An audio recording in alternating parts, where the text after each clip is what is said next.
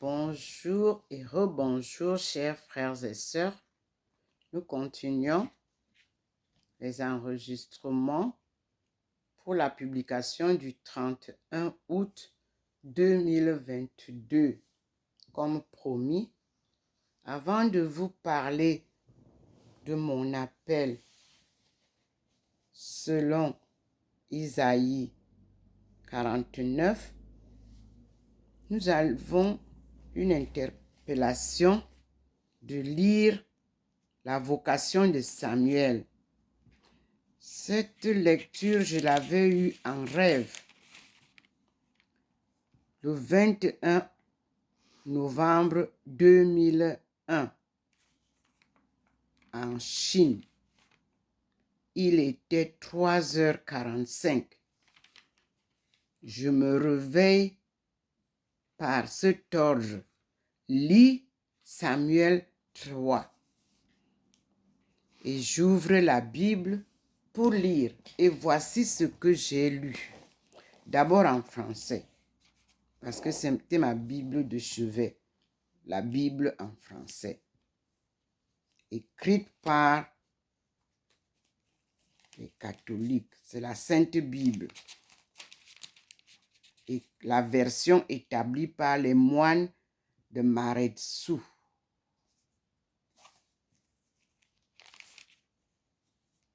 Édition 1970. Mais c'était publié, imprimé à Namur le 26 décembre 1968. C'est ma Sainte Bible que je chemine avec. Et voici ce que je lis. Vocation de Samuel.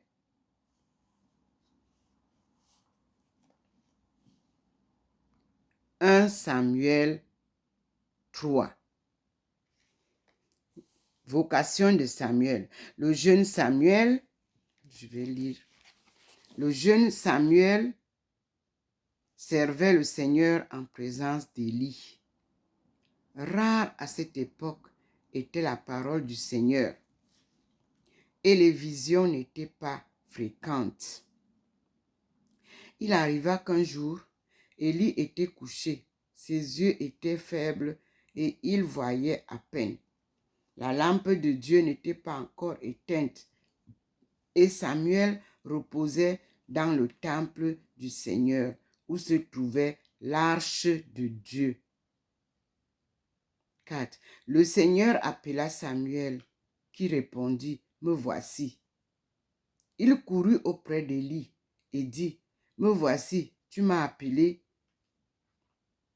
« Je ne t'ai pas appelé, » répondit Élie. « Va te recoucher. » Et il alla se recoucher. Le Seigneur appela de nouveau Samuel.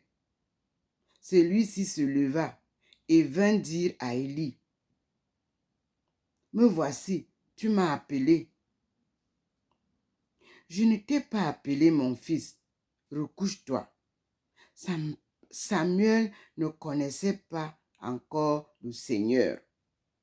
La parole du Seigneur ne lui avait pas encore été révélée. Pour la 3e fois, le Seigneur appela Samuel, qui se leva et vint dire à Élie, « Me voici, tu m'as appelé. » Alors Élie comprit que c'était le Seigneur qui appelait l'enfant. « Va te recoucher, lui dit-il. Et si on t'appelle encore, réponds, parle, Seigneur. Ton serviteur écoute. Parle, Seigneur. Ton serviteur écoute. Si vous êtes une femme, vous direz, parle, Seigneur, ta servante t'écoute. Et Samuel retourna se coucher. Alors le Seigneur vint se placer près de lui et l'appela comme les autres fois. « Samuel, Samuel. » « Parle, » répondit Samuel, « ton serviteur écoute. » Le Seigneur dit à Samuel, « voici que je vais accomplir en Israël une chose que personne n'apprendra sans que lui tinte les 2 oreilles. En ce jour-là, je ferai accomplir sur Élie toutes les menaces que j'ai prononcées contre sa maison, du commencement à la fin. J'ai annoncé que je condamnais à jamais sa famille à cause des crimes dont il savait ses fils coupables, sans les avoir réprimés. Aussi, ai-je juré à la maison d'Élie que jamais sa faute ne sera expiée. Si par un sacrifice, ni par un sacrifice, ni par une oblation. Samuel resta couché jusqu'au matin, puis il ouvrit les portes de la maison du Seigneur. Il redoutait de raconter cette vision à Élie, mais Élie l'appela. « Samuel, mon enfant, me voici, répondit-il. Et Élie, que t'a-t-il dit? Ne me cache rien. Que Dieu te traite avec toute sa rigueur si tu me caches quelque chose. » De tout ce qu'il t'a dit, alors Samuel lui raconta tout sans rien cacher. « C'est le Seigneur, dit Élie, qu'il fasse ce qui lui semble bon. » C'est le Seigneur, dit Élie, qu'il fasse ce qui lui semble bon. Samuel grandissait et le Seigneur était avec lui. Il ne négligeait aucune de ses paroles. De Dan, D-A-N, jusqu'à Barsabée, tout Israël connut que Samuel était un prophète du Seigneur. Et le Seigneur continua de se manifester à Silo. C'est là que le Seigneur apparaissait à Samuel et lui découvrait sa parole. Nous venons de lire 1 Samuel 3. Merci Seigneur.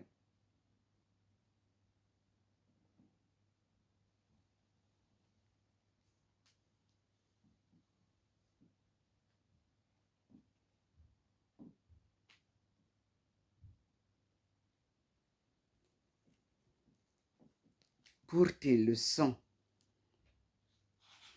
Aujourd'hui, nous allons donc, à partir de ces leçons, lire comment le Seigneur m'a appelé en Chine et m'a dit, lis Ésaïe 49 et les autres prophètes qu'il m'avait cités. Mais pour le moment, le livre qu'il m'a fait lire, c'était Ésaïe 49, que je vais relire avec vous pour comprendre ma mission, qui m'a été d'abord donc prophétisée ou bien instruite par Dieu lui-même.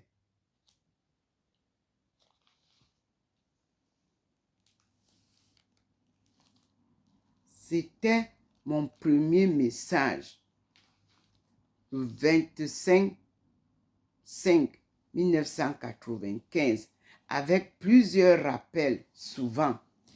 Il me rappelait toujours de lire et les dates sont notées. Alors je reprends la leçon. Lorsque Dieu me réveille, il me dit, lis. J'ouvre la Bible spontanément, ma Bible en français, à la page 1003. Et le regard va sur Ésaïe 49, 6, que je lis d'abord, parce qu'il me dit lis, et je lis, et voici ce que j'ai lu. Il m'a dit, ce n'est pas assez que tu sois mon serviteur, donc je dois mettre, ce n'est pas assez que tu sois ma servante. Pour restaurer les tribus de Jacob et ramener les rescapés d'Israël. Je vais faire de toi la lumière des nations pour répandre mon salut jusqu'au bout du monde. Et j'ai lu sur la note que lumière des nations en pareil avec le rassemblement d'Israël comme dans Ésaïe 42, verset 6 et la note. Texte cité dans Acte 13, 43. Et je suis allé lire dans Ésaïe 42, 6 pour comprendre un peu pourquoi on me renvoie là-bas. Et dans cet Ésaïe 42,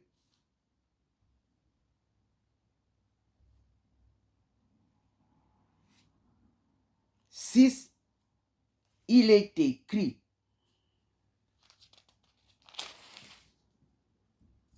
moi, le Seigneur, j'étais vraiment appelé. J'étais prise par la main. J'étais formée et j'étais désignée pour être l'alliance du peuple et la lumière des nations. Et j'avais mis la notation. Thérèse Aïcha, lis pour bien comprendre ta mission. Esclave de la mission. C'était ici le départ. Je suis revenue vers ma lecture du 49. Et la voix m'a inspiré de lire 49, 1 à 13. Et je me suis mise à relire. Et voici ce que j'ai lu.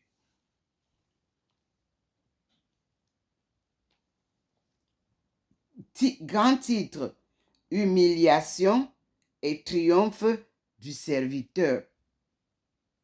Il me rappelait toujours, il m'inspirait toujours de la servante. Alors, je dis humiliation et triomphe de la servante. Petit titre 1, sous-titre, pardon. La servante, lumière des nations, parce que c'était écrit le serviteur, lumière des nations. C'est un petit sous-titre. Et je lis. Il, écoutez-moi, peuple lointain, soyez attentifs. Le Seigneur m'a appelé dès ma naissance. Dès le sein de ma mère, il a prononcé mon nom.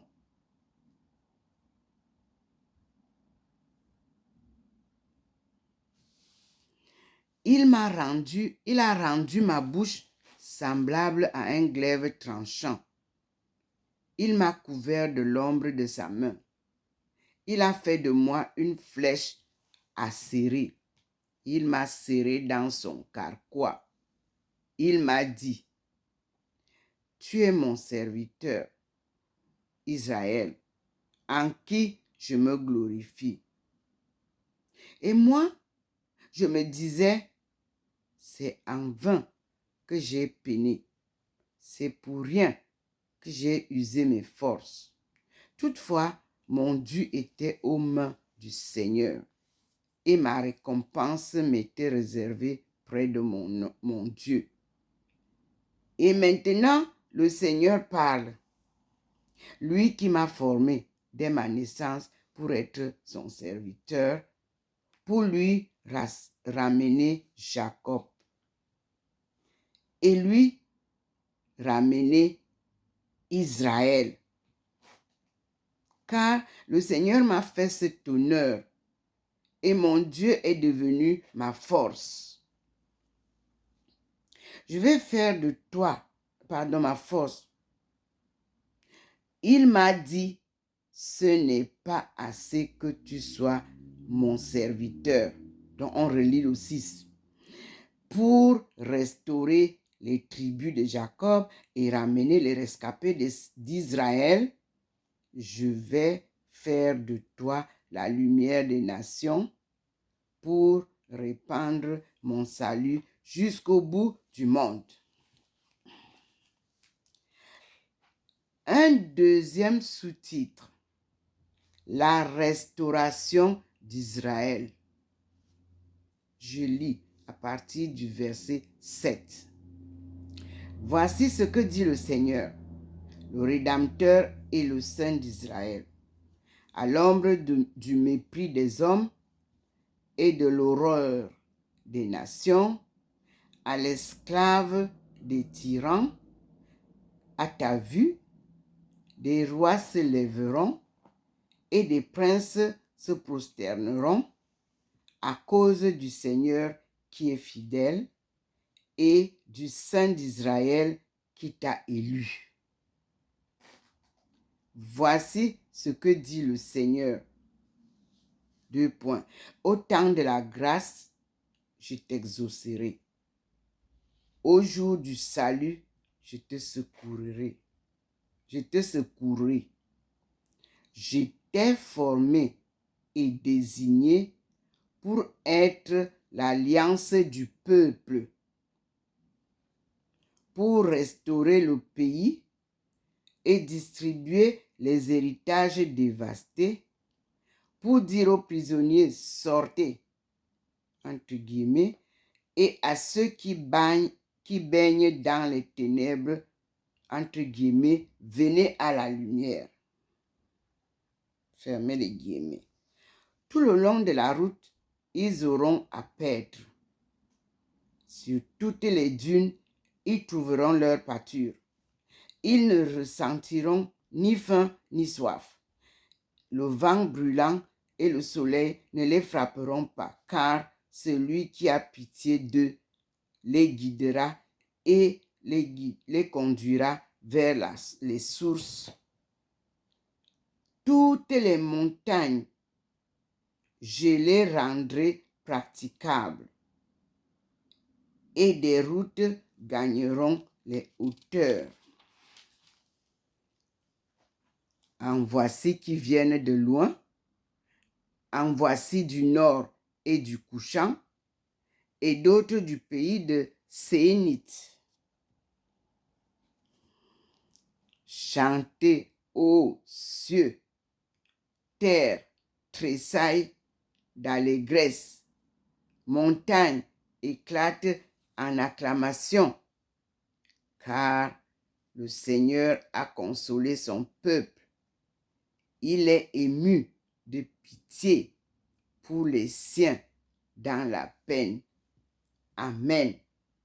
Je viens donc de lire ce qui m'avait été donné à lire dans Isaïe 49, verset 1 à 13, pour que je comprenne ma mission. Une mission d'appeler qui m'a souvent été rappelée, j'ai les notes dessus. À chaque fois, il rappelle, je note, je relis. Voilà ma mission que le Seigneur lui-même m'avait fait lire dans la Bible catholique en français. Voyons maintenant dans la Bible de l'étude que j'ai reçue, c'est-à-dire la Bible selon les principes et les pratiques des indigènes, de l'Église indigène plantée par Charles Brock à Nashville, Tennessee, aux États-Unis. C'est ce livre-là qui me servira de guide pour pouvoir étudier avec la famille la Bible. Cette ligue-là, c'est The Family Devotional Study Bible.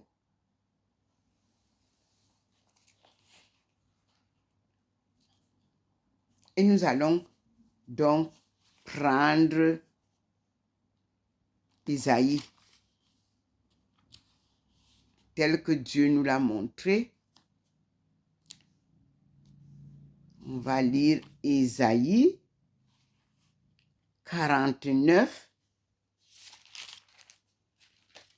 tel que nous l'avons lu. Nous avons un bon détail. A new song. Donc, nous allons comprendre. Et ce livre va vraiment nous édifier en anglais. Je ne sais pas lire allemand, donc je n'ai pas pu lire l'allemand. Et je n'avais pas eu l'allemand, mais j'ai eu quand même la Bible en allemand après.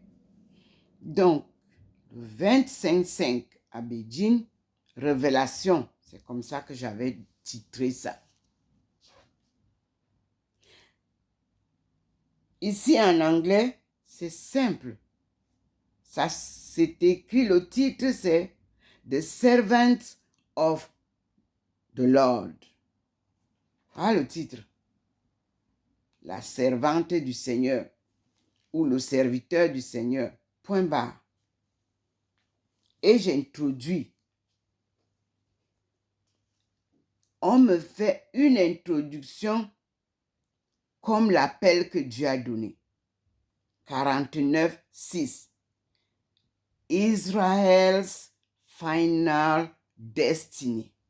C'est le titre du petit titre qui est introduit. Et je lis le détail du petit titre. The book of Isaiah spells out Israel's ultimate destiny. To be a light for the Gentiles and bring salvation to the ends of the earth. Isaiah is not introducing a brand new thought. God had made clear his intentions in the original covenant. Genesis 22, verse 18. But along the way, Israel and Judah's desire for political greatness had obscured their original calling. Donc, on va d'abord aller lire ce qu'on nous donne dans Genèse 22, 18. Dans l'introduction, pour comprendre pourquoi on nous rappelle ça. J'y vais. Genèse 22, 18.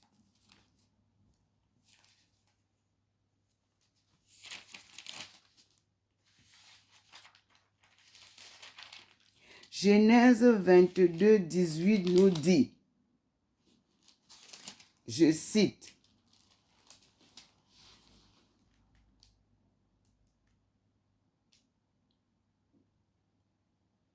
Genèse 22, 18 nous dit,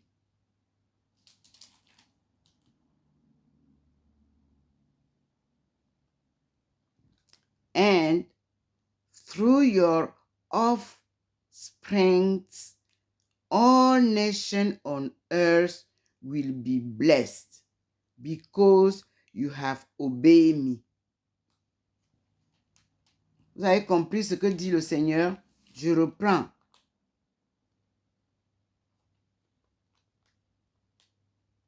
Il est dit 18.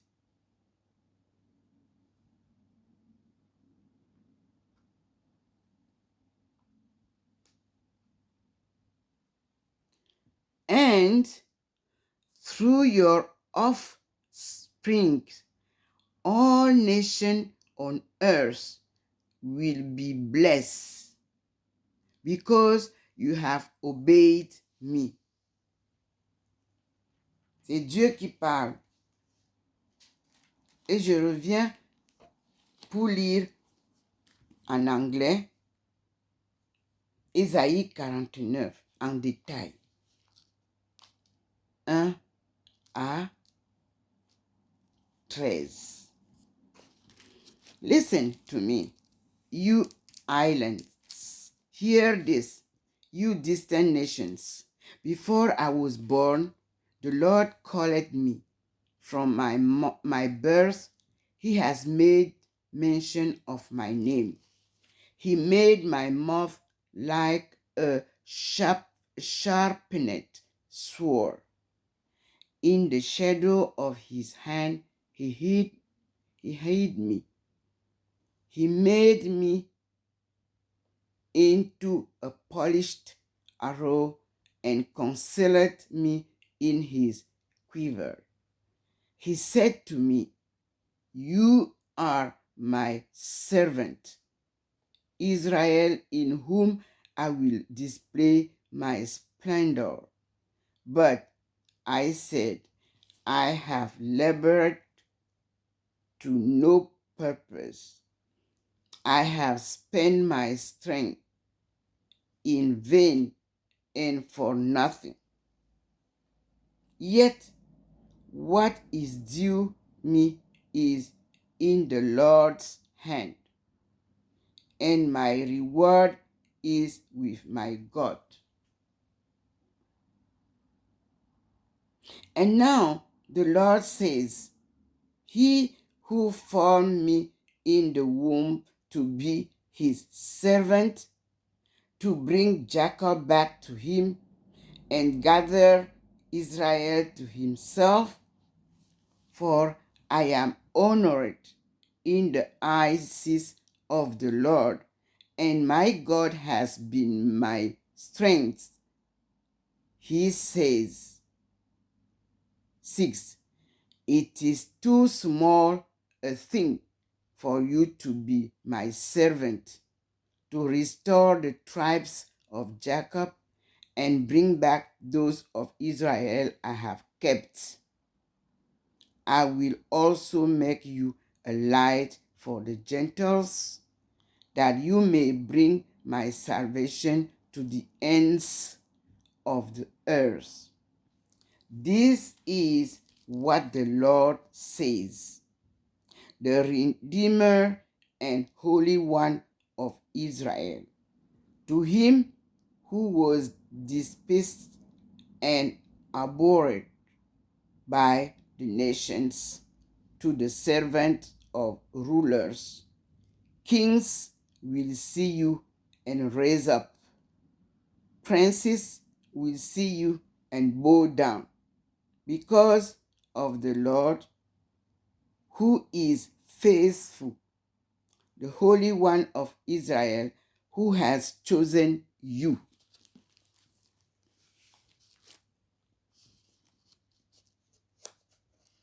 Second small title, Restoration of Israel. This is what the Lord says: "In the time of my favor, I will answer you, and in the time of salvation, I will help you. I will keep you and will make you to be a covenant for the people, to restore the land and to reassign its desolate inheritance, to say to the captives, come out, and to those in darkness, be free. And they will fit beside the roads and find pastures on every barren hill. They will neither hunger nor thirst, nor will the desert heat or the sun beat upon them. He who has compassion on them will guide them and lead them beside springs of water. I will turn all my mountains into roads, and my highways will be raised up. See, they will come from afar, some from the north, some from the west, some from the region of Aswan. Shout for joy, O heavens! Rejoice, O earth! Burst into song, O mountain! For the Lord comforts his people and will have compassion on his afflicted one. Thank you, Lord. This is Isaiah 49, 1, verse 1 to verse 13. That is what the Lord asked me to read. And he closed the book, and then I close it and I put aside. That was on May 25th, 1995 at Beijing, China, upon my arrival.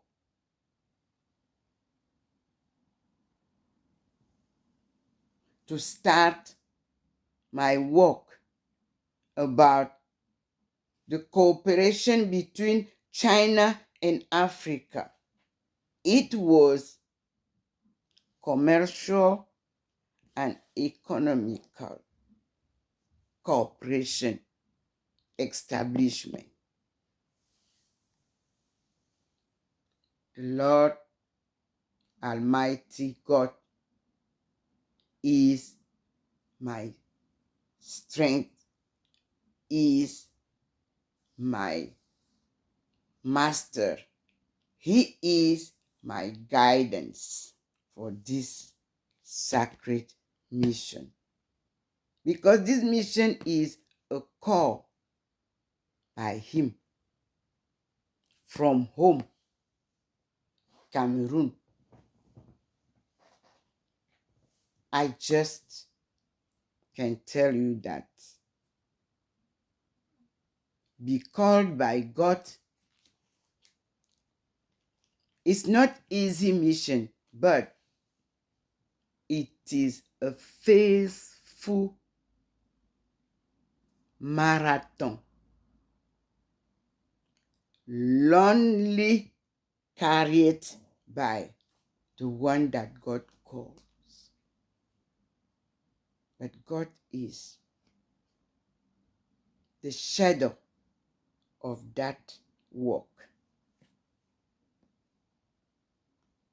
He is the light that enlightening you, showing you the way.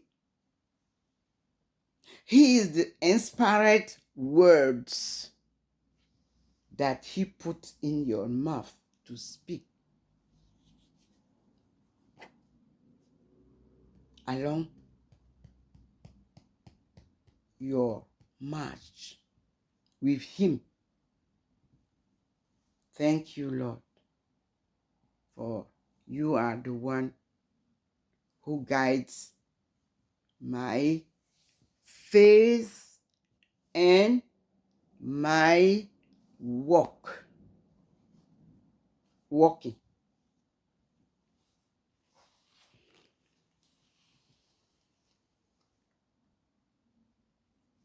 Let us pass to the next reading to understand our devotional study Bible. And this devotional study Bible is for the family devotional study Bible, as our ancestors used to be, used to learn, used to follow their God. I have everything in the book.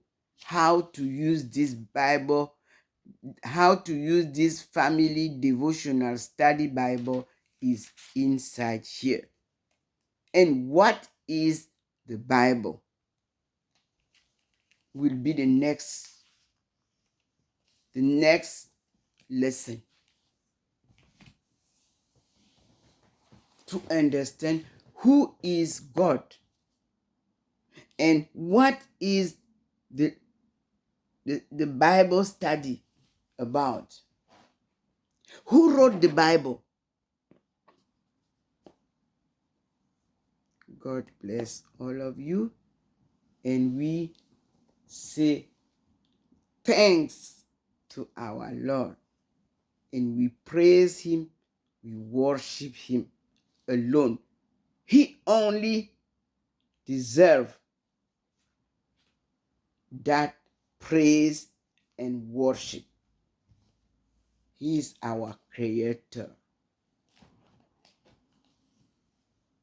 The onlyness of his worship and praise,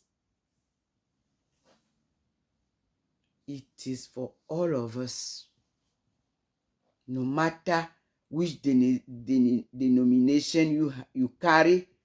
We are following the writing of our primitive Bible.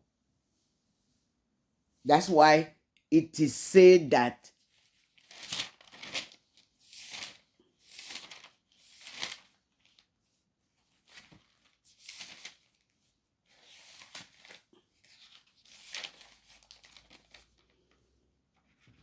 from principles,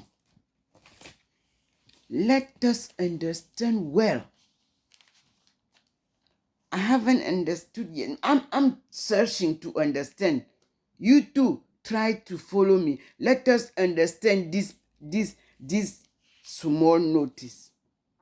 From principles and practices of indigenous church planting by Charles Brock. Copyright was in 1981. Broadman Press in Nashville, Tennessee.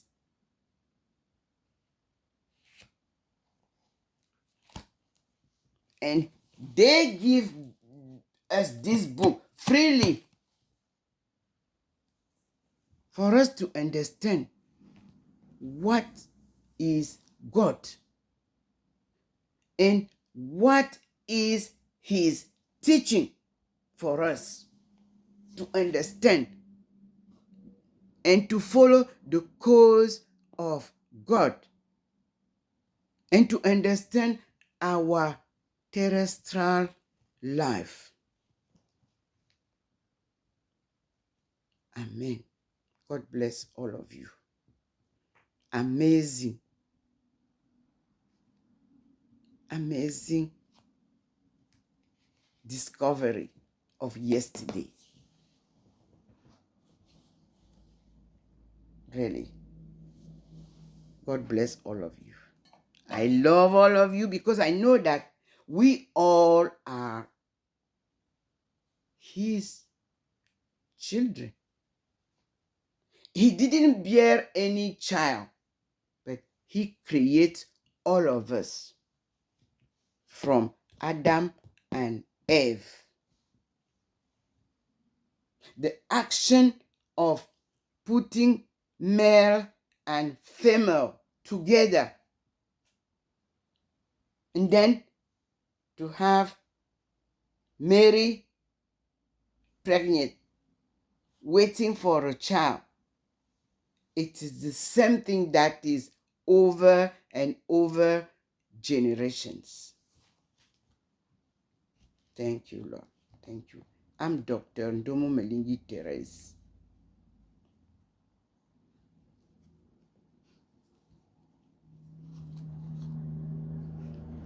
Called by him to fulfill this mission. A prophecy that is in the Bible, in the Old Alliance, in the Torah. Thank you, Lord. And God bless all of you.